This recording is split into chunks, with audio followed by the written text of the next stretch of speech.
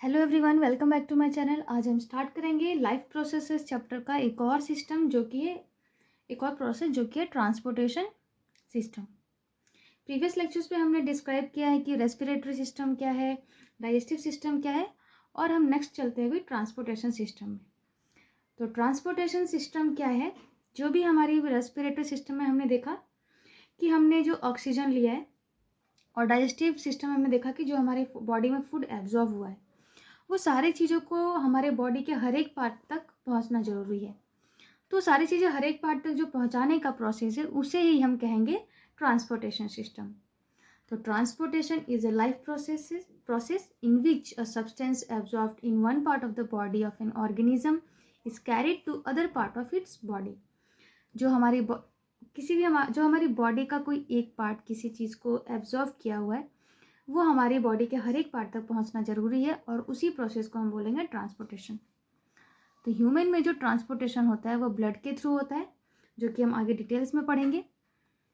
Next हम देख रहे हैं कि ट्रांसपोर्टेशन प्लांट्स में भी होता है और ट्रांसपोर्टेशन ह्यूमन मीन्स एनिमल्स में भी हो रहा है। तो ट्रांसपोर्टेशन जो प्लांट्स में है वो दो तरीके से होता है। एक है आपका एसेंट ऑफ सैप, जिसमें कि वाटर एंड मिनरल्स ट्रांसपोर्ट होते हैं, एंड नेक्स्ट है आपका ट्रांसलोकेशन। तो ट्रांसपोर्टेशन इन प्लांट्स हम आगे डिटेल्स में पढ़ेंगे कुछ और लेक्चर्स में। और हम एनिमल्स में अगर देखें तो यहाँ पे भी सर्कुलेशन जो होता है वो दो सिस्टम से होता है। पहला आपका blood circulatory system and next है आपका लिम्फेटिक सिस्टम। तो हम देखते हैं इन दोनों सिस्टम्स में कौन कौन से चीज़ें हेल्प करती हैं। तो यहाँ पे अगर देखा जाए तो ब्लड सर्कुलेटरी सिस्टम में ब्लड वेसल्स एंड हार्ट, ये तीनों चीज़ें ब्लड मतलब सर्कुलेशन करने में हेल्प करती हैं। लिम्फेटिक सिस्टम में अगर देखेंगे तो lymph vessels and lymph nodes ये सर्कुलेशन करने में हेल्प कर रहे हैं। तो हम सबसे पहले स्टार्ट करेंगे ब्लड सर्कुलेटरी सिस्टम में ब्लड के बारे में कि ब्लड क्या है, ब्लड में कंपोनेंट्स क्या क्या होते हैं, उनके फंक्शंस क्या क्या हैं। तो चलिए स्टार्ट करते हैं ब्लड के बारे में। तो ब्लड क्या है? Blood is a red colour liquid which circulates in our body. Blood एक रेड कलर का लिक्विड है, एक रेड कलर का फ्लूइड है जो कि हमारे पूरे बॉडी में सर्कुलेट होता रहता है ऑल टाइम। और ब्लड एक कनेक्टिव टिश्यू भी है, जैसे कि पूरे बॉडी पार्ट में ये सर्कुलेट हो रहा है, तो एक तरह से कनेक्टिव टिश्यू मीन्स कनेक्ट किया हुआ है हर एक पार्ट्स को, जिसे हम कनेक्टिव टिश्यू कहेंगे। नेक्स्ट है कि जो ब्लड रहता है हमारे बॉडी में वो रेड कलर का है। रेड कलर का इसलिए रहता है क्योंकि हमारे बॉडी में एक रेड पिगमेंट प्रेजेंट है जिसे हम हेमोग्लोबिन कहते हैं। और ये जो हेमोग्लोबिन है एक तरह का प्रोटीन है जो कि रेड ब्लड सेल्स में प्रेजेंट है। जिस तरीके से हमने देखा था कि जो लीव्स रहते हैं वो प्लांट्स के लीव्स ग्रीन कलर के रहते हैं क्योंकि उनमें ग्रीन पिगमेंट प्रेजेंट है जो कि क्लोरोफिल होता है। उसी तरीके से हमारे बॉडी में ब्लड जो है वो रेड कलर का होता है क्योंकि हमारे ब्लड में रेड पिगमेंट प्रेजेंट है जो कि हेमोग्लोबिन है, और ये हेमोग्लोबिन रेड ब्लड सेल्स में प्रेजेंट होते हैं। तो चलिए अब चलते हैं, हम देखते हैं कि कंपोनेंट्स क्या क्या हैं ब्लड के। तो ब्लड के कंपोनेंट्स 4 हैं जो कि हमें देखते हैं क्या है। Plasma, red blood cells, white blood cells and platelets. अब इन चारों के बारे में हम एक एक करके डिटेल्स में देखेंगे इनके फंक्शन क्या है। तो सबसे पहले स्टार्ट करते हैं हम प्लाज्मा। प्लाज्मा क्या है? द लिक्विड पार्ट और fluid part of blood is called plasma. तो हमने देखा कि ब्लड है जो फ्लूइड की तरह है और मतलब लिक्विड फॉर्म में रहता है, तो वही लिक्विड पार्ट जो ब्लड का है उसे हम प्लाज्मा कहते हैं। ये प्लाज्मा में अबाउट 90% जो है वाटर प्रेजेंट रहता है।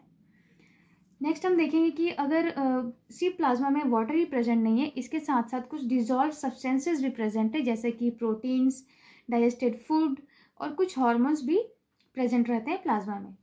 इसके साथ साथ जो हमारा RBC, WBC means red blood cell, white blood cells and platelets, ये तीनों भी प्लाज्मा में ही इमर्ज रहते हैं, ये तीनों भी प्लाज्मा में ही रहते हैं। ये तो प्लाज्मा की बात होगी कि जो फ्लूइड पार्ट है ब्लड का वो प्लाज्मा है। नेक्स्ट हम देखते हैं रेड ब्लड सेल के बारे में। रेड ब्लड सेल को शॉर्ट में हम आरबीसी कह सकते हैं, रेड ब्लड कार्पसल्स भी बोलते हैं इसे, एंड इरिथ्रोसाइट्स भी कहते हैं। तो रेड ब्लड सेल्स कहाँ पे डेवलप होता है? RBC are develops in the bone marrow. हमारे बॉडी में जो बोन्स हैं उन बोन्स में एक स्पॉन्जी टिश्यू प्रेजेंट रहता है, वही स्पॉन्जी टिश्यू को हम बोन मैरो कहते हैं। ये बोन मैरो बहुत इंपॉर्टेंट है क्योंकि जनरली ब्लड के जो कंपोनेंट्स हैं ये बोन मैरो के अंदर ही डेवलप होते हैं। तो ये आरबीसी भी बोन मैरो में डेवलप हो रहा है। आरबीसी का जो शेप है वो सर्कुलर रहता है, सर्कुलर शेप का होता है। और आरबीसी जो पहले के बने हुए आरबीसी है वो काफ़ी टाइम तक जिंदा नहीं रह पाते हैं, मतलब डिस्ट्रॉय होते रहते हैं। आरबीसी बनते रहते हैं और फिर वो डेड होते हैं, फिर नए आरबीसी बनते रहते हैं। तो ये जो आरबीसी डिस्ट्रॉयड होते हैं वो कहाँ पे होंगे, लीवर में होंगे या फिर स्प्लीन में होंगे। अब देखते हैं कि आरबीसी हमने पहले भी देख लिया है कि आरबीसी वो रेड क्या होता है कि रेड रहता है, मतलब रेड ब्लड सेल्स इसका नाम ही है। और रेड इसलिए रहता है क्योंकि इसके अंदर एक रेड पिगमेंट प्रेजेंट है जो कि हेमोग्लोबिन है। आरबीसी जो रेड ब्लड सेल्स हैं ये कैरियर्स होते हैं ऑक्सीजन के, मीन्स हमने जो ऑक्सीजन लिया अब ये ऑक्सीजन हमारे पूरे बॉडी पार्ट तक जो पहुंचाने का काम है वो आरबीसी का है। आरबीसी के अंदर जो हेमोग्लोबिन होता है एक्चुअल में ये हेमोग्लोबिन ही ऑक्सीजन को अपने साथ कंबाइन करके पूरे बॉडी पार्ट के हर एक सेल तक पहुंचाता है। तो ये हो गया आपका कि आरबीसी कैरियर्स होते हैं ऑक्सीजन के और उसमें जो हेमोग्लोबिन है वही ऑक्सीजन को कैरी करता है। नेक्स्ट देखते हैं कि red blood cells do not have nuclei.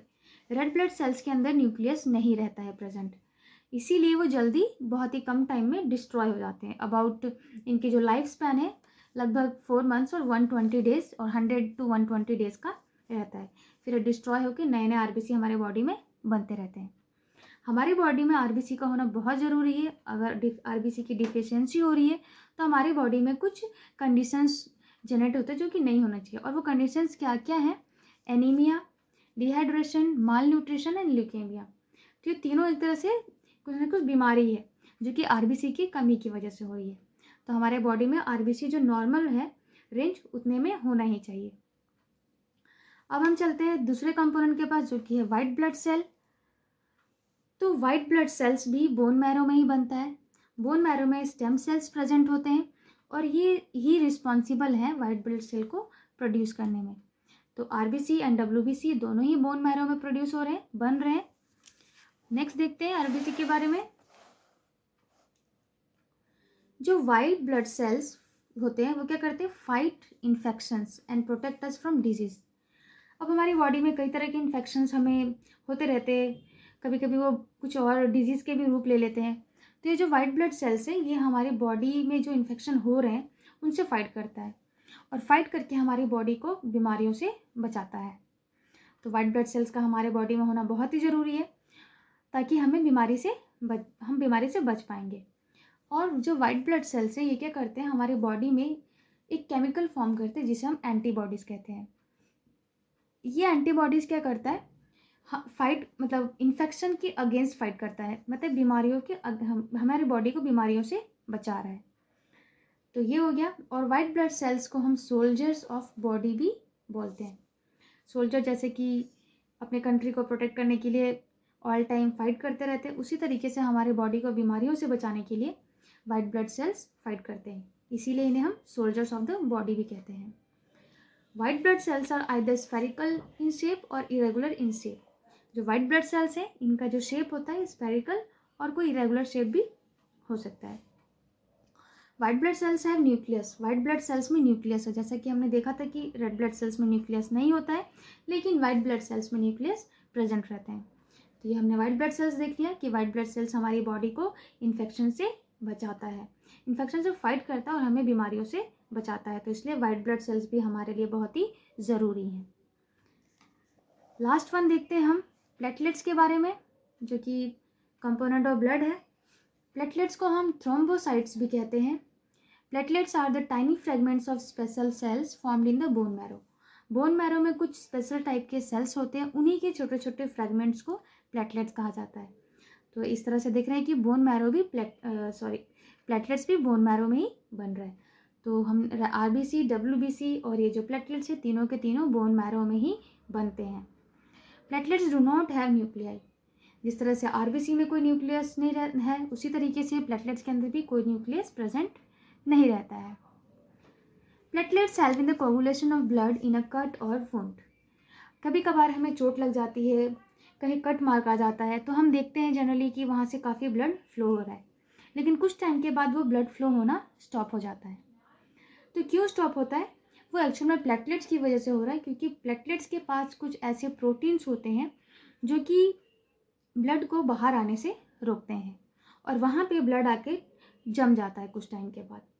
तो प्लेटलेट्स हमारे ब्लड में होना काफ़ी ज़रूरी है, जिसकी वजह से हमारा जो ब्लड का फ्लो है, जैसे कट मार्क लग गया वहाँ से ज़्यादा ब्लड ना निकले, उसे रोकने के लिए प्लेटलेट्स हेल्प करते हैं। तो इस तरीके से हर एक जो कंपोनेंट है ब्लड का हमारे बॉडी में अलग अलग फंक्शन है, और वो अलग अलग तरीके से बहुत ही ज़रूरी है। इनमें से कोई भी एक कंपोनेंट्स अगर हमारे बॉडी में कम होता है या नहीं रहता है तो हमें बहुत प्रॉब्लम हो सकती है। तो हर एक कंपोनेंट्स काफ़ी इम्पॉर्टेंट है।